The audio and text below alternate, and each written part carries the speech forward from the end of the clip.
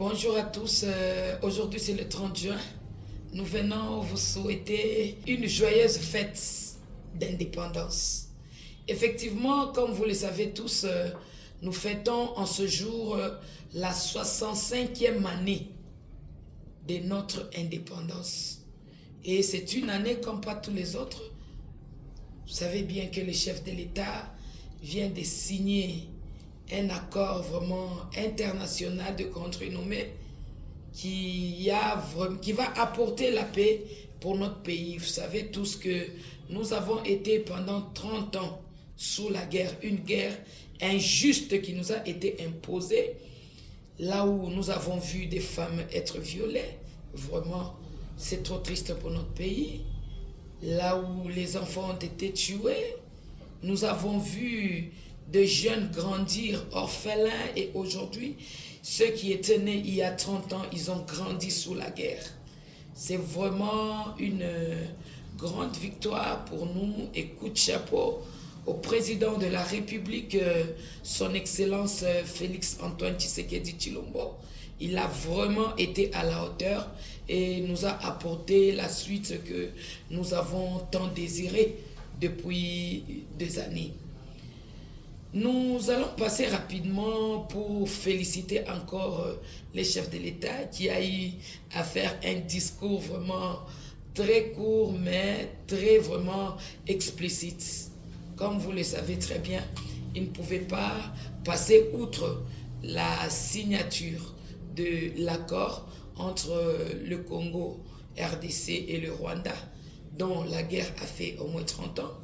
Nous savons bien que, à part cela, le Congo a été élu comme membre permanent du Conseil de sécurité. C'est une grande victoire, donc 65e année, ça vient avec beaucoup de succès, beaucoup de réussite.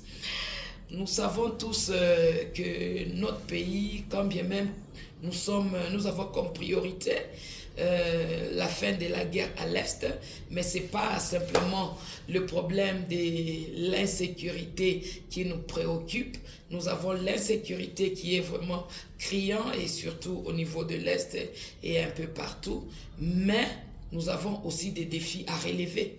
Vous savez bien, nous avons les infrastructures qu'on doit renouveler, comme le chef de l'État venait de le dire. Et aujourd'hui, vous allez remarquer dans la capitale, il y a vraiment une congestion presque tous les jours d'embouteillage. La circulation est devenue très difficile, ce qui empêche vraiment la population à vaquer facilement à ses occupations. Donc les infrastructures doivent être revues. Le chef de l'État en a vraiment parlé, c'est quelque chose qui nous a plu. On a parlé aussi de la discipline collective. Ça, c'est une chose que le Congolais doit vraiment mettre en tête. Et quand vous voyez, on parle de la discipline, c'est comme si c'est quelque chose qui est fait pour une certaine catégorie. Mais lorsque le Congolais prendra en considération vraiment cet appel très intéressant du chef de l'État, que le Congolais lui-même puisse être discipliné. Je vais vous donner un exemple très palpable. On ne va pas te demander de ne pas jeter les immondices sur la route, dans les caniveaux, des choses pareilles. Mais si le Congolais lui-même arrive à se discipliner, par exemple, il s'est dit, je ne vais plus jeter de la saleté dans les caniveaux, je pense que ça sera vraiment répondre positivement à l'appel de notre président de la République.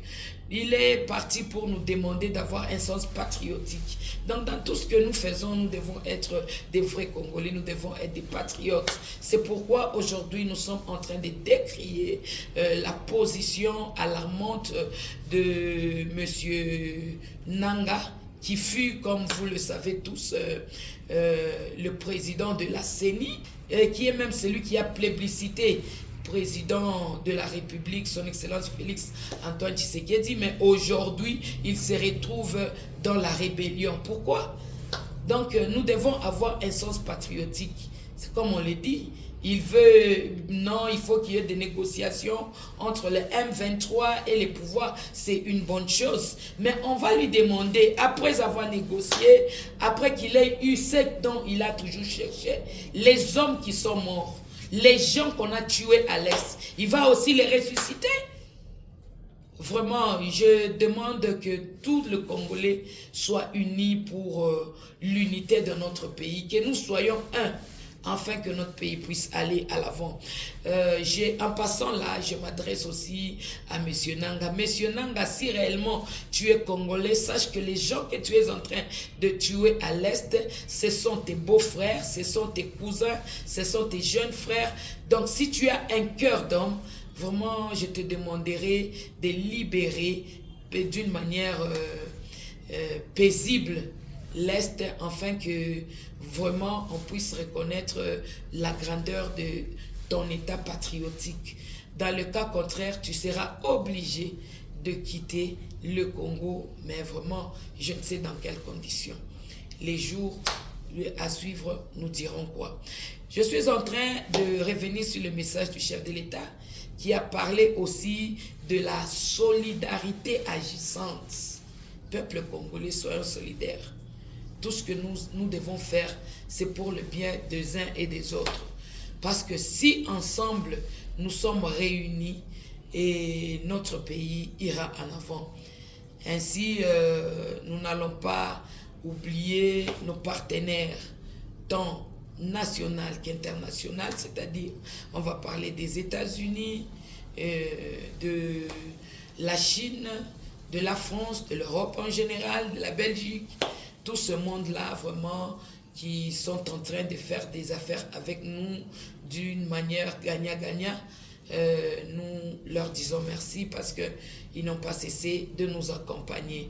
Ainsi, nous voulons tous ensemble, je réitère le message du chef de l'État, construire un Congo fort, uni, solidaire pour le bien-être de tous. Laisse-moi vous souhaiter, chers Congolais, vous êtes déjà des grands-pères parce que c'est déjà 65 ans d'âge. Donc, bonne fête à tous les Congolaises et Congolais pour notre indépendance. Que Dieu vous bénisse.